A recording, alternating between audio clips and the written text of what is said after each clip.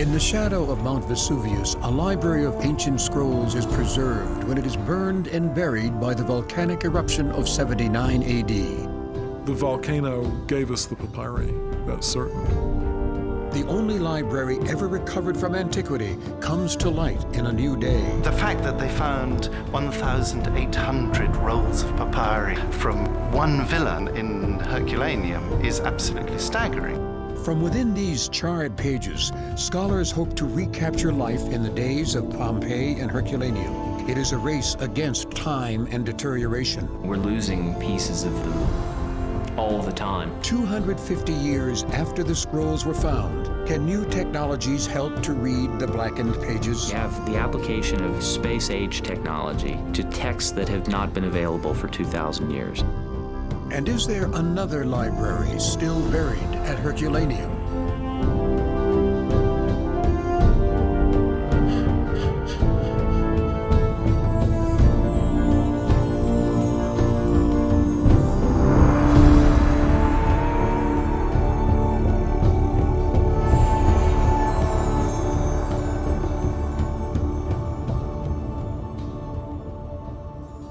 At the National Library in Naples, Italy, scholars read from the pages of history's most fragile ancient library, scraps of papyrus transported through time by an unlikely set of circumstances. The eruption of Mount Vesuvius in 79 AD burned and buried nearly 2,000 papyrus rolls. The carbonization preserved the scrolls when they would have otherwise turned to dust. So this whole process preserved them for us. If they hadn't been burnt in this way, then they would have just rotted away. Io sono un amico del Vesuvio. I am a friend of Vesuvius. I am a friend of Vesuvius because Vesuvius, with the eruption of 79 AD, has conserved this papyri. More than 2 centuries after they were first discovered, many scrolls have yet to be unrolled or read. Only from the Villa of Papyri do we find these entire rolls. The problem is we don't know fully how to unroll them when they're completely carbonized and blackened. From more than 10,000 scattered and charred fragments, scholars work to recover the lost writings of classical philosophers and new perspectives on 2 ancient cities silenced by Vesuvius.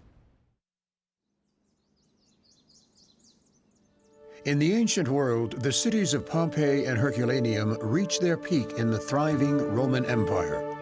Both cities are located between the Bay of Naples and the fertile foot of Mount Vesuvius. Their archaeological remains provide a rare glimpse into the lives of both the rich and the commoner in the 1st century. One of the really significant things we get from Pompeii and Herculaneum is a pair of cities preserved in time, snapshots. So we learn exactly what the living conditions were like for people in the 1st century AD. In Pompeii, you can see private houses very vividly, and I think people relate very closely to that because they can imagine what was life like for a family in antiquity. They were nice places. Even the houses of bakers and fullers and people that we would think are quite lower middle class, who had been given a chance to enjoy themselves by the wonderful kind of first try at modern civilization that was the Roman Empire. While they are sister cities, Pompeii and Herculaneum have distinctive personalities. The larger city, Pompeii, is a busy commercial center. Herculaneum is located closer to Mount Vesuvius than is Pompeii. The pace of this seaside community is more subdued. It is one of the most beautiful towns on the Bay of Naples. Herculaneum was very different from Pompeii. It was a seaside town, it was something of a port, therefore, but it always had a somewhat more cultured air to it. It was in touch with the intellectual life of the day to a greater extent than Pompeii was. Herculaneum is a very small city, but also a very refined one, especially regarding the villas. And consequently, at Herculaneum, we see houses, pictures and sculptures that are more beautiful and rich than those that we see at Pompeii. Many of Rome's rich and powerful citizens have properties here. One spectacular villa is owned by Julius Caesar's father-in-law, a politician named Lucius Calpurnius Piso. He was consul in 58 BC. That's the most powerful position that you can have in Rome. It's clear that whoever owned the villa was the most powerful person around. From the veranda of this seaside villa, the wealthy Piso family could gaze across the Bay of Naples and enjoy a life of wealth and privilege. It's hard to realize how far above the life of the common people the great Roman nobility were raised in what was already this incredibly rich empire. Unless maybe you were to refer to such unheard of modern billionaires as Bill Gates. To judge by the decorations in the villa, he would have been extremely wealthy. And we must remember that this was his holiday home. 2,000 years later, this collection of papyri would be the only known library to survive from antiquity. And the scrolls would miraculously endure one of the greatest natural disasters ever recorded, the eruption of Mount Vesuvius.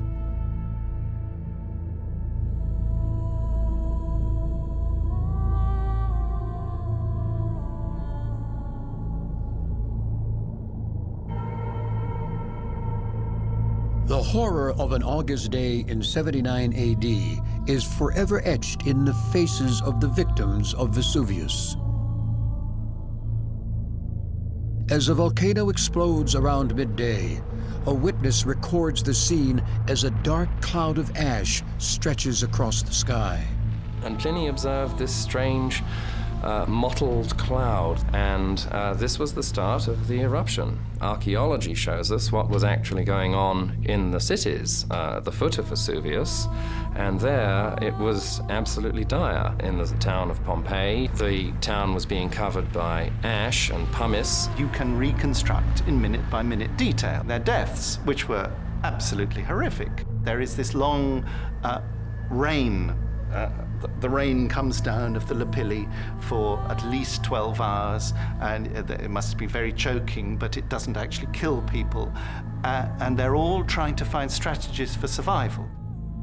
Some of them get out of the city, some of them hide. People were choking and so on, but they were mostly able to escape. It was only the greedy ones who wanted to go back for their money and their valuables who tended to succumb. Because of their locations, the victims of Pompeii and Herculaneum meet very different ends. Pompeii is blanketed with falling ash. The ash conforms perfectly to its victims, preserving a nightmarish imprint of their deaths. Herculaneum's victims are enveloped by a cloud of gas, then skeletonized by a flow of hot mud. At a certain point, the volcano released a cloud of superheated gas and steam, which the volcanologists call a pyroclastic flow. This terribly hot mud mixed with gas, heated to around 325 degrees Celsius, that's 3 times above boiling point, came down and overwhelmed everything in Herculaneum, burying it in a depth probably of 70 feet. For many years, it was thought that all of Herculaneum's residents had escaped. But in the 1980s, hundreds of skeletons were found clustered near the shore. Certainly, people were trying to escape from Herculaneum by boat. Near the shoreline, hundreds of skeletons were found. So they didn't get out quickly enough. And then came the pyroclastic flow, and there's no getting away from that. It must have been a terrible end. The city of Herculaneum would remain buried for 1,700 years, its location forgotten as the modern city of Herculano is built above the site. But in 1709, a chance discovery reveals this perfectly preserved ancient city buried under volcanic material. The original discovery of the town of Herculaneum was made when someone was digging a well. And they dug a well, and at the bottom there was a statue. So this encouraged excavation, and it was done by tunneling. The tunnels they were working in were only wide enough for one person, and just tall enough to walk under. They're following, like moles, these deep trenches along the foundations of the ancient buildings and extracting sculpture and other precious items as they go. By today's standards, the first excavations are not very scientific. Workers tunnel into the city and hunt for precious objects. The immediate object of the excavations really was a treasure hunt. Charles of Bourbon was most interested in the kinds of materials that he would then come to display in the Royal Museum. The finds from Herculaneum would fill the royal museums. The discoveries here and later at Pompeii would attract international attention and turn Naples into a prime tourist destination. People were realizing that these were some fundamental places that showed how the ancients lived. This large first-hand discovery of an entire city really brought it home to people. The archaeological discoveries would have long-lasting impact on art and culture worldwide. But no find would attract more attention than the villa owned by Lucius Calpurnius Piso. The Villa dei Papyri turned out to have an extraordinary treasure trove of bronze sculpture and marble sculpture. There's never been another Roman villa discovered that had a comparable amount of sculptural decoration. Archaeologist Carl Weber would create this floor plan drawing of the villa in 1754, even though the structure itself is still buried. He describes the vast estate as the most valuable and richest villa in the ancient world. But the single most unique discovery from Piso's villa was almost overlooked. 1,800 carbonized papyrus rolls are at first mistaken for charcoal. In 1752, they were working in the Villa of the Papyri and discovered these very mysterious objects, which appeared to be lumps of coal. They did not realize these were papyri. This is understandable, because the concept of a papyrus did not exist. They saw what looked like carbonized tree branches. We even know that the first 3 or 4 papyri were burned for heat. At first, it seems a number of them were thrown away or used perhaps as fuel on the fire. But at some point, somebody realized that there was writing on the insides of these lumps, and they understood that they were books. The fact that they found 1,800 rolls of papyri from one villa in Herculaneum is absolutely staggering. And of course, one of our great frustrations is that we cannot get back to ancient libraries. We can get back to medieval libraries because medieval documents survive, but everything from antiquity has been burnt, destroyed. The excavation supervisor notes that hundreds of scrolls are found scattered throughout the villa. He talks about bringing up a huge load of them, even too huge to carry himself. And he describes their nature. He says they're like lumps of charcoal. But Oxford scholar Dirk Obig says that the scrolls not only survived the heat of the Vesuvius eruption, they also were subjected to rain and other forces. well, these are papyrus rolls that they look just like they looked when they were dug out of the ground in 1752, when they were first mistaken for lumps of coal. They'd been smashed by the pressure of the volcanic rubble that lay on top of them. They also got wet in the rains that turned the ash into mud that filled the buildings, which made them shrink around the edges, producing a trapezoidal shape of the papyrus rather than a round cylinder. The discovery of the library at Herculaneum would attract international attention and anticipation. The news of this incredible discovery made its way around the learned centers of Europe very, very quickly. And so people had great hopes that you might find lost tragedies of the great playwrights of Greece. This was our first chance to reach directly into antiquity and try to pull something out. In Naples, King Carlo sees the scrolls as a way to boost his prestige internationally. It was good for the king's public image to have such a treasure in his own kingdom. Anybody who came to Naples after that time wanted to know, what's with the papyri? Can we see them? What can you learn from them? How many have been unrolled? But for all their promise and possibility, there is one serious problem. The carbonized scrolls are so fragile that they are nearly impossible to unroll. It would be years before the king's staff would successfully unroll even one. In the 18th century, the question of how to unroll the Herculaneum papyri presents a unique challenge for curators. These things were very difficult to unroll, and the first procedure that was followed was adopted by Camillo Paderni, a painter from Rome who had a very undistinguished background as far as antiquities were concerned. Paderni had a sort of rough and ready way of opening up papyri. That is, he took a knife to them. And one way which we know that he used was simply to take a large knife and cut through the papyrus rolls lengthwise, to cut them into two halves. You would then get two halves like this, wouldn't you? And he would expose layers of writing on the inside, running across, in fact, scraping off the damaged layers. And he crushed all the material in the middle, and then he just emptied that out onto his workbench, and he would continue doing that until he had got closer to the external part of the papyrus, and on that layer he could read a certain amount of continuous text. That is to say, he could see a certain number of letters which seemed to follow one after the other because he couldn't actually read Greek. Paderni was an ignorant brute. I think that's very clear. But he has the glory of having invented the technique of sawing them in half. As we're told, Paderni took for his butchery the best preserved papyri. It's really just incalculable to say what we will have lost. Visiting scientists, including the Prince of San Severo, come to Naples to test their own theories about unrolling the scrolls. This person thought that liquid mercury, because it seems so slippery and doesn't seem to move with friction through anything, would be able to slip in between the rolls of the papyrus and would therefore separate them cleanly. So he constructed a big box into which a papyrus roll was stood on its end, and he then filled the box from the top with liquid mercury. Well, this seemed like a good idea at the time, but when they opened up the box again, all they found was that the density of the mercury had simply pulverized this papyrus with nothing left but powder.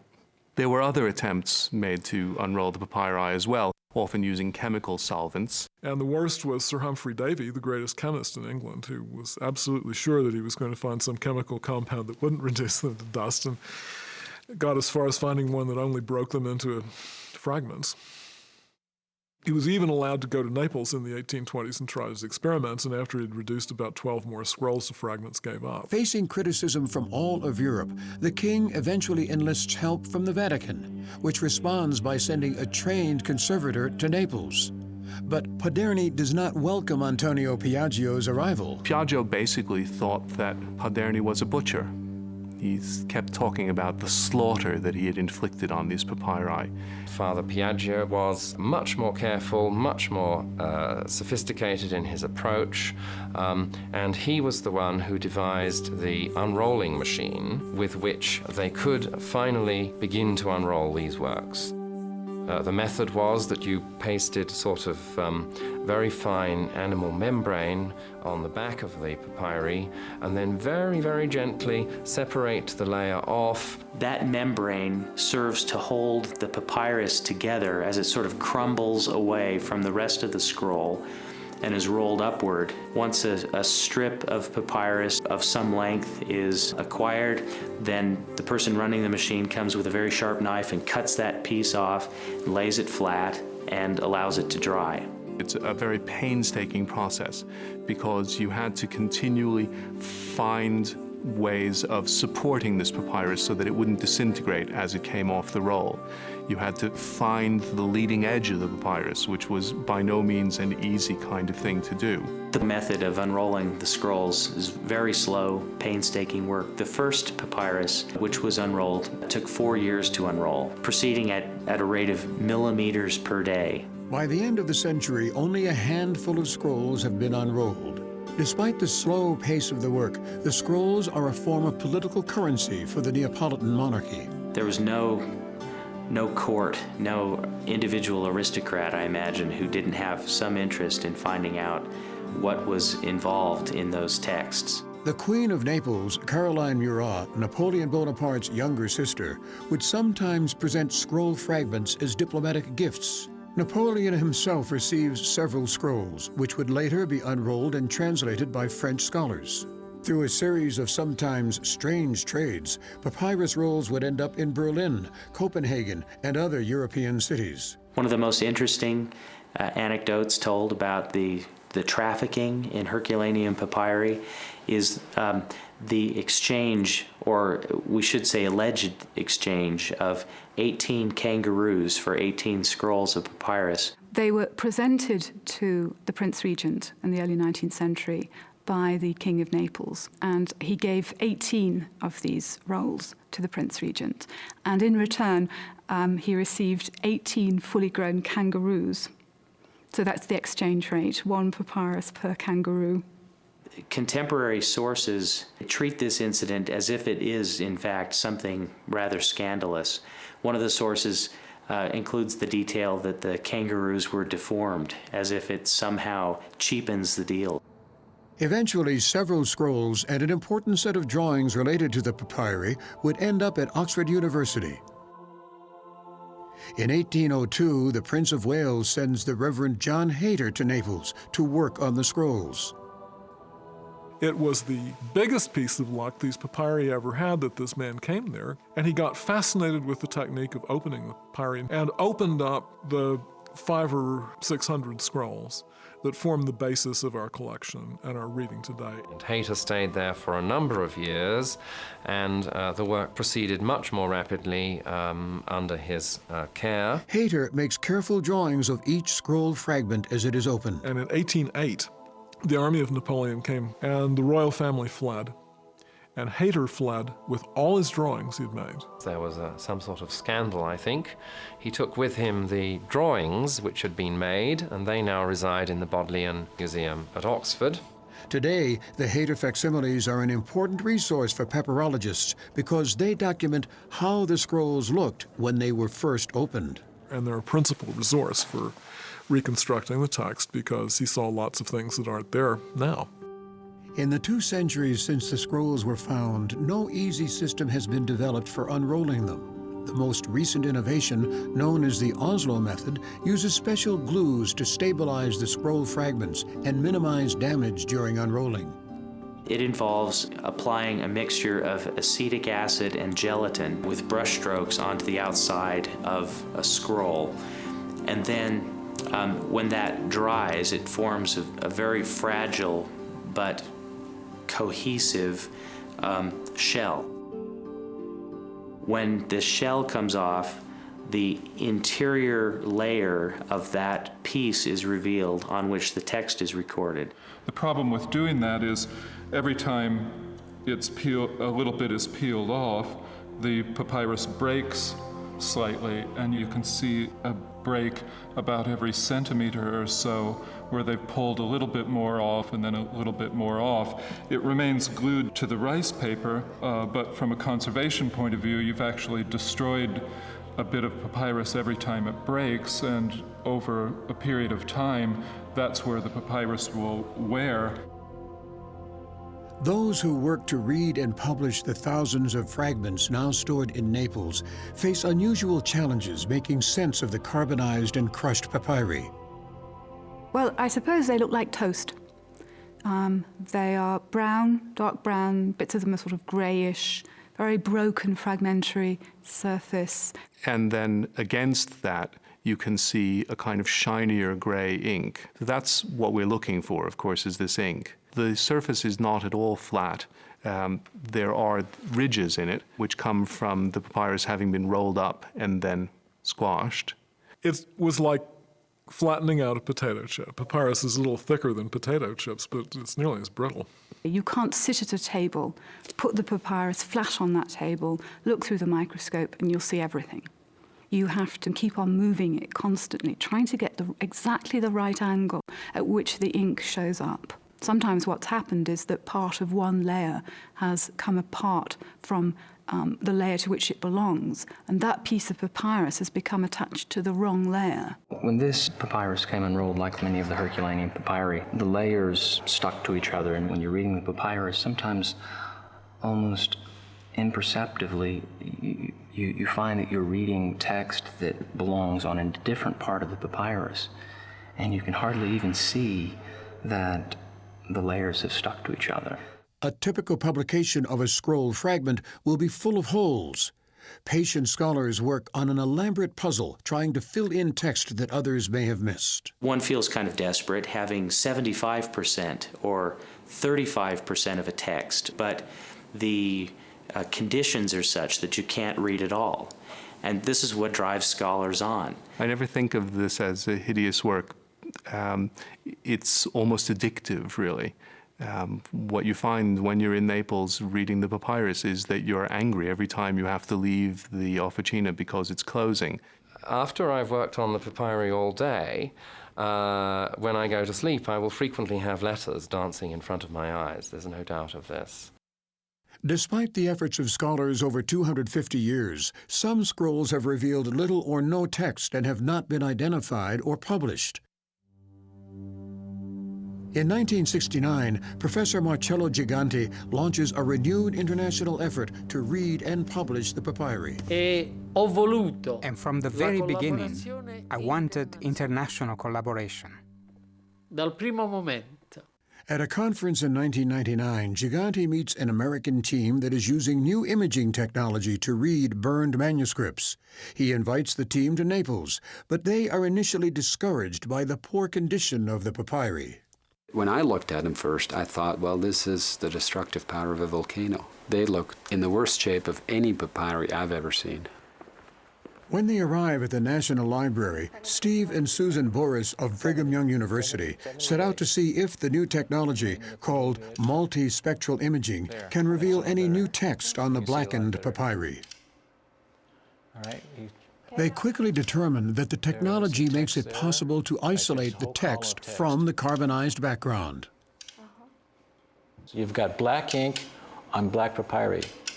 But each one of those have different reflective characteristics. While the eye sees black ink and black papyrus, multispectral imaging is based on reflectivity. Because the ink and the papyrus reflect light differently, they can be easily distinguished from each other, especially in the infrared spectrum. In the infrared region, we have a different set of responses, and so what we see as black paper may appear light gray in the infrared region, and the ink will appear black, and so we see now black on a gray background. We photograph that and it's easy to read. Here we have a scorzy fragment, which is an outer layer of a scroll. You can see evidence of the writing with the unaided eye. This fragment right now is being shown in a visible light filter. It's about 500 nanometers. There's really no evidence that there's writing at all. Now we're about 700 nanometers. Start the camera back up. Reduce the light. We're starting to see a little bit of text in here. I'm going to focus it again. We're now seeing an image with almost complete text in the infrared using a 1000 nanometer filter, which before, the very first image, using visible filters, we were seeing virtually no text. Multispectral imaging was originally developed for the space program. NASA's Jet Propulsion Laboratory uses the technology to study the Earth and other planets. People at JPL have tried to determine what's on the surface of some of the planets on their flybys, and that gave rise to the idea that perhaps on a smaller scale, we could now start to image some of these troublesome texts and archaeological objects. In Naples, when word spreads about the new technology, skeptical papyrologists immediately bring the BYU team their most difficult fragments for study. I just told them, well, if you really can bring out new letters, I've got a challenging test case. There is a piece of papyrus which Richard Janko and I worked over for an entire hour with the microscope, and all that is visible on it is blank surface plus remnants of 2 or 3 Greek letters. So if you can do something with that one, I'll be very impressed. So with fear and trembling, they took the piece of papyrus in, put it under the multiple imaging spectrum, started turning it up, and right in front of Jeffrey Fish's and my amazed eyes, every single letter on the papyrus sprang to life. Well, I thought he was going to have a stroke, but he was very excited. I actually moved out of the way, and he sat down at the screen. He maneuvered the text on the screen so he could see the full column of text. And I think he sat there for 10, 15, 20 minutes looking over that text for the very first time. Richard Janko had a similar experience with another fragment that had been very difficult to read. And suddenly, instead of 3 letters, there were 60 letters. We went back to the library to check this, to confirm these readings. I assumed that I would be able to confirm them. And after 10 minutes, we realized that we had the fragment upside down. And I realized also that we could never confirm these results with the human eye, because the human eye cannot see those wavelengths of light. These before and after images show what was visible to the human eye and the text that is then revealed in the infrared spectrum. The letters are kind of leaping out of the papyrus in ways that we never imagined. And so we're getting new words, we're getting new letters, new thoughts, new readings. The multispectral images would allow for dramatic new readings. They would also allow for study of the papyri outside of Naples. Mm-hmm. So which filter is this one with? This filter was at 450 nanometers. So pretty much visible light. Visible light. Naked eye. Yeah. This image, which obviously is very striking, was taken at 1,000 nanometers. That's in the infrared. Now we've taken these 2 images and done a photographic printout. It really is amazing when you compare the 450 nanometer image with the 1,000 nanometer image. Here, there really is almost nothing that can be read, and the Gigante doesn't rate it very high. In fact, 1491, non intero poco legibile, so hardly or scarcely legible, and pessimo, in really bad shape. One of the interesting things is that it's cataloged among the Papyri Latini, when in fact it's obviously Greek. Here you have an entire word, sun theorontes. It's almost certainly a philosophical text. You can read complete sections of text, essentially wherever it's not broken away. Here, we've got a text that we can actually do something with and read. Is this worthy of publication? Definitely. It's this is the sort of thing that a papyrologist would be ecstatic about, getting a text in a condition this good. For scholars like Gigante, the new images will make it necessary to revise old readings and publications. This is papyrus number 1050 that I have been studying for many years, more than half a century. I should now make a new, complete edition. I think that without doubt, the new photographic proceeding that is important contribution to the progress of our papyri. What is emerging from the scrolls today, with greater clarity than ever before, is a picture of Roman intellectual life in the 1st century. We have archaeological remains which can speak to us in a certain way, but they can't speak to us in quite the same way as those places which have left writings. There are certain kinds of questions that you cannot get answered from the mere material remains. We need to have what people wrote. This is the thing which gives us the best insight into their thinking, their way of lives, their highest thoughts and their highest aspirations. It is believed that the villa of the papyri, where the scrolls were all found, was home to a school of philosophy led by an Epicurean philosopher named Philodemus. His writings provide new insight into Epicurean beliefs. They are of incomparable value for anyone who's interested in Epicureanism. This is the text of Epicureanism. And here you have, for example, among the Epicureans, a group of people who were intelligent, who were responding to many of the same kinds of life pressures that we are, and who had a philosophy to which they were deeply committed, which tried to make them happy. While they are not considered religious texts, the philosophical scrolls do address some of the same questions posed by religion, questions about gods, about a virtuous life, and about death. Epicureans saw that one of the ways in which you eliminate pain from your life is to eliminate fear, and in particular fear of death, fear of the afterlife. There is dispute about whether Epicureans literally believed in gods. I think that they did. But in any case, it's clear that those gods have nothing at all to do with us. They are not interested in us. They do not interfere in our lives for good or evil. It was a world in which most people worshiped the gods without believing in them. And the philosophers said, well, find your inner God and be tranquil in yourself. And reach out to friends who think the same way. And then you'll live as happy a life as can be lived. What has not been found in the scrolls so far is any reference to early religious movements, including Christianity. At the time of the eruption, many religions were active at Pompeii and Herculaneum. Christianity had begun to take root in the area. The Apostle Paul even visited the nearby city of Pozzuoli as a missionary, 30 years before the eruption of Vesuvius. So at the time of Paul, a thriving congregation existed at Pozzuoli. He stopped there for many days. It would not be a great stretch to imagine that the Christians at Pozzuoli transferred their message to Pompeii, the city with the port nearest its own. A lot of people are kind of skeptical about Christianity having made it to Herculaneum by 79 AD. I'm not at all. I think that ideas tend to move fast, especially very appealing ideas, very beautiful ideas. Although Christians were probably there at the time of the eruption, most scholars believe that the Herculaneum papyri are very unlikely to contain Christian references because of the age and ownership of the library. And the latest of the papyri in his library were written about 15 BC. They were already, quite old when the volcano blew up. But if you're expecting works comparable to the Christian Gospels, no, I don't think there would be anything like that. This was a philosophical library belonging to a member of the elite. Their influences would be Greek. They wouldn't be Jewish, they wouldn't be Christian.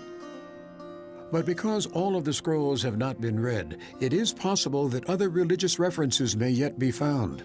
What may still be hidden here is a subject of great speculation for scholars, who, like their 18th century predecessors, hold out hope for new texts and more prominent authors. Well, people were aware, of course, that vast quantities of what might be considered the best of ancient literature had been lost. And so people had great hopes for this, that you might find lost tragedies of the great playwrights of Greece, or that you might find the lost books of the historian Livy, and that you would discover all the things that people had come to admire the remnants of in the Renaissance. People asked me, are we going to find some Aristotle? And I think it's very unlikely that we would find a full text of an Aristotle or a Plato, but the habit of the school was to read passages from other philosophers and discuss them, and consequently it isn't impossible that we get big passages from greater philosophers still. The unread scrolls might also provide more literature by women, like the poet Sappho, whose writings rarely survive from antiquity. We have already some quotations of Sappho in some of the philosophical writings, but they're limited in extent. Rather little was written by women in antiquity, but we would be very lucky indeed to find their writings. This was something which most women did not have the leisure or the means or the education to do. Despite all that has been reclaimed from Vesuvius, there is a sense among scholars that the current collection is incomplete, that there may be something more, perhaps another entire library still buried at Herculaneum. I can't believe that there wasn't another library with lost plays of Sophocles and Aeschylus, with maybe rolls of lyric poetry that we don't have, rolls of beautiful poetry. In the 18th century, excavations at the Villa of the Papyri were abandoned because of poisonous gases in the tunnels. When he rediscovered the villa in the 20th century, archaeologist Antonio de Simone hoped to excavate the entire structure. At the time, he didn't realize just how much the first excavations had missed. It would be a major undertaking to bring to light just one part of the villa, which was buried under the modern city of Herculano. We are in the Villa of the Papyri, and this is the arcade outside the atrium. This point offered the best panoramic view. We have to imagine that this mosaic-decorated floor was part of a hallway and a great balcony that faced the Gulf of Naples.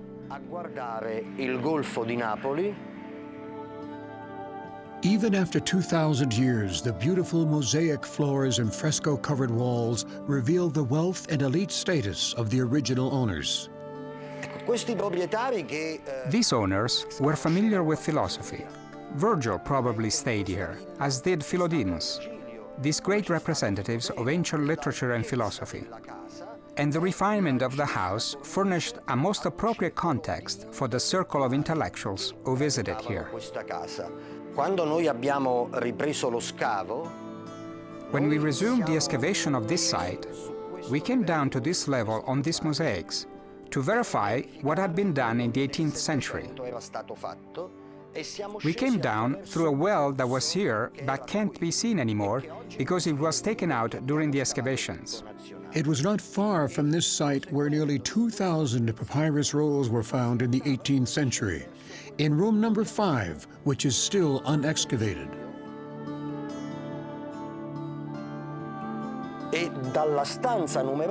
And from room number 5, along this trajectory, were found the nearly 2,000 papyri that are now kept in the National Library in Naples. But De Simone says the discovery of the papyri was unusual. The library was not intact. Scrolls were found scattered along the floor. He believes that when Vesuvius erupted, the papyri were being moved to safety. In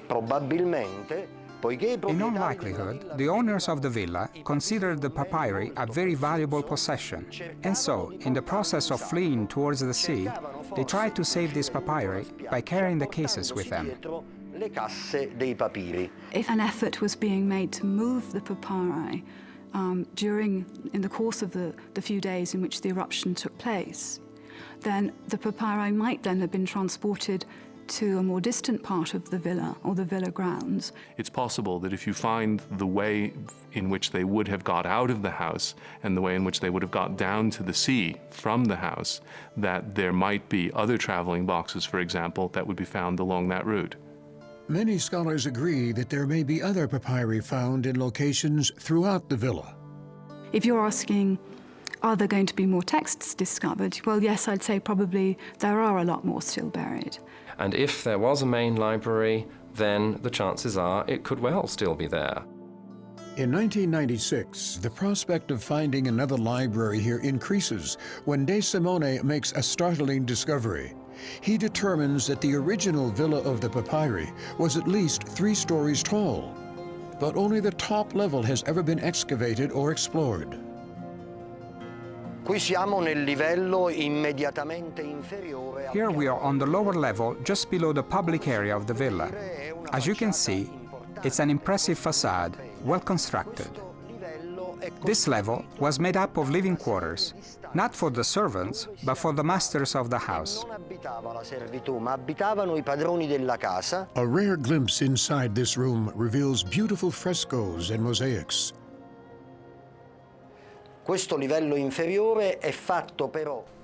This lower level is full of rooms with mosaics on the floors and important pictures on the walls.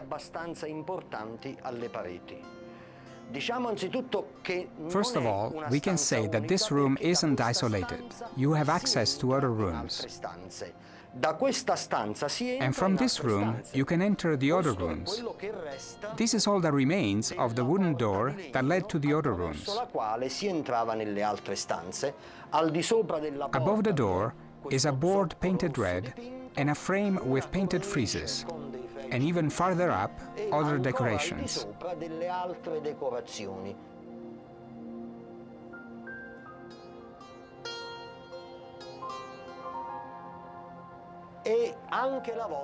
The vault is decorated as well. On the vault, we see a stucco frame that runs along the sides and splits into decorations of climbing ivy. And from this room, one could have gone into still another one. This is the door jamb of another passageway. So from this room, one could have gone in any direction. I believe, in fact I'm convinced, that in these levels there are certainly other papyri brought down here by the villa's owners who were trying to save themselves. On the lower levels of the villa, 20th century archaeologists find 2 new works of sculpture. Many believe that if there is sculpture on these levels, there could also be more papyri. Sul primo strato della villa, che è sul On the mare, first layer of the villa sono that was on the stati trovati sea, due bellissime two beautiful teste. heads were found. Io ho scritto subito un articolo. I wrote an article right away. Oggi Today the heads, tomorrow the papyri. domani i papiri. Because as we were able to find these new works of art, so we will be able to find the Queste papyri. nuove opere d'arte figurata, così possiamo trovare gli altri papiri. Modern archaeologists are forced to stop digging here before they can open this door to see what is on the other side. The dig is one casualty of a new government policy to suspend excavation and focus instead on preservation of Italy's many archaeological sites. But many scholars are hopeful that one day the villa excavation will be reopened. If there is a library, I think that the water that I've seen around the excavation could perhaps be seeping down and destroying the papyrus rolls. So I have a great hope that that the excavations will be continued. Well, in general, I would support excavation in the villa eventually. But there are many problems with such an excavation. For one thing, it's not normally considered a good archaeological technique to go looking for something in particular. You know that beautiful villa can't fail to be a great artistic discovery. That's really the important thing, and I think to say we've got to get in there and get the papyri is a mistake, because it's the whole complex. Perhaps no one is more anxious to see what is inside the villa than Marcello Gigante. There is a part of the villa which never was excavated. We know this. And then we hope that the archaeologists will again excavate our villa. While the original villa of the papyri is still buried, it is possible to experience the richness of the villa firsthand, not in Naples, Italy, but in Malibu, California. J. Paul Getty's replica of the Villa of the Papyri, built in the 1970s, was based on the original 18th century floor plan drawings. A collector of antiquities, Getty wanted to create an authentic setting for his collections. He said, I wanted to build a building that was the kind of place in which the objects would originally have been displayed, so that people could really appreciate them in something analogous to their original context. It does give people a very good sense of what a Roman luxury villa was like. This mosaic floor is a replica of the first pavements found in the Villa of the Papyri in the 18th century. The Getty Villa succeeded in capturing the grandeur of the original Villa of the Papyri at Herculaneum. At one point, the superintendent of excavations traveled from Pompeii to Malibu to see the museum. He said, it's extraordinary. This is the only place where one can really experience a Roman luxury villa as it was intended to be seen. J. Paul Getty never saw the finished Getty Villa in person, but the museum stands as his tribute to the ancient world. Today at Herculaneum, the debate continues about the future of the original Villa of the Papyri. Most archaeologists agree that it is more important to preserve what has already been excavated here than to expose new parts of the site. We simply don't have very good techniques in many cases for conserving these objects. In fact, the situation around there is so disastrous that many things which we could preserve aren't being preserved simply because we don't have the money and the people to do it.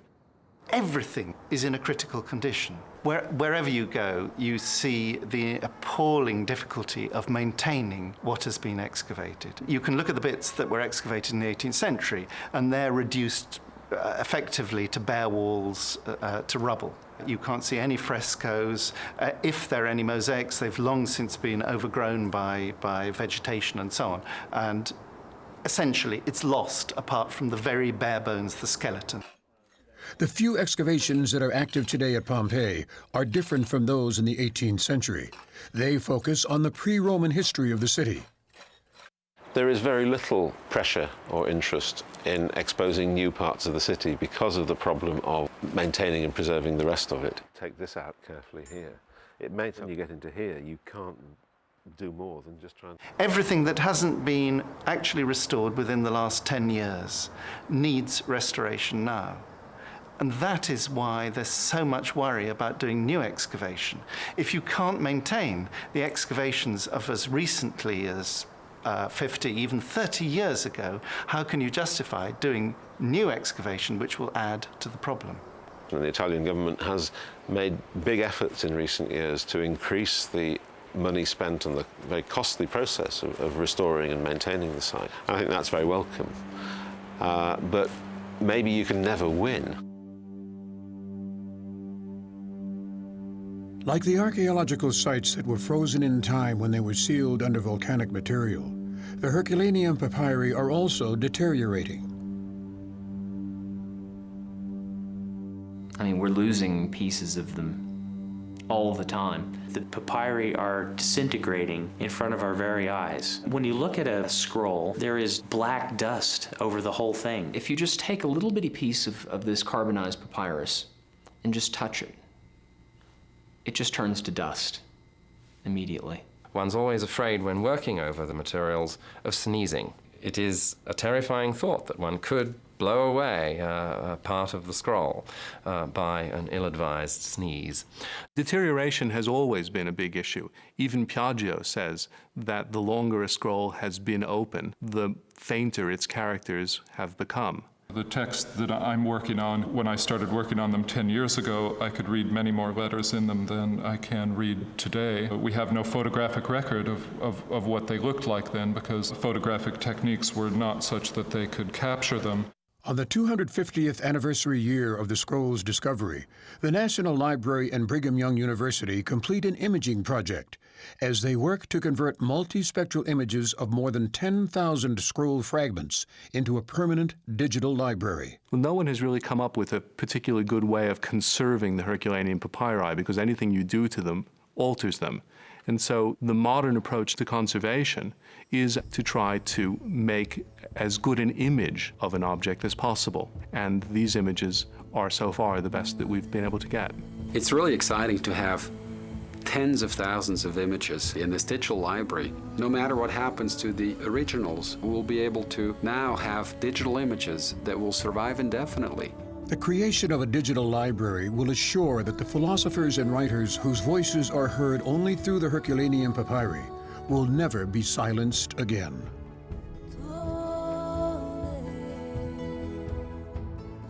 Mount Vesuvius looms over cities ancient and modern here on the Bay of Naples.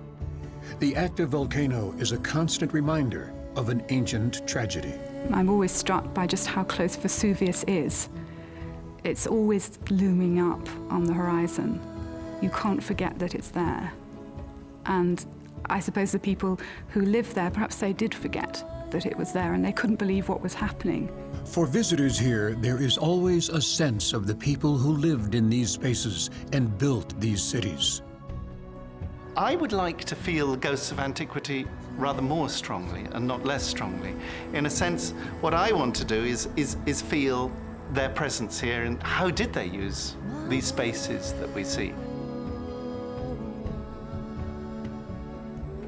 You can see the moment of death very vividly, but in a sense what I want is not the moment of death, it's getting behind that to the life, the many moments of life behind that. And it is here, the traces are here, and it requires a patient effort of historical imagination to put those traces together and recapture ancient life. The Herculaneum papyri alone reveal the people's thoughts and daily lives in the days before Vesuvius swallowed up these ancient cities. It makes me sad that that kind of a tragedy was what froze Herculaneum so that we can read these texts. I love to imagine Philodemus reading these things to people like Virgil. I love putting myself back there in the villa.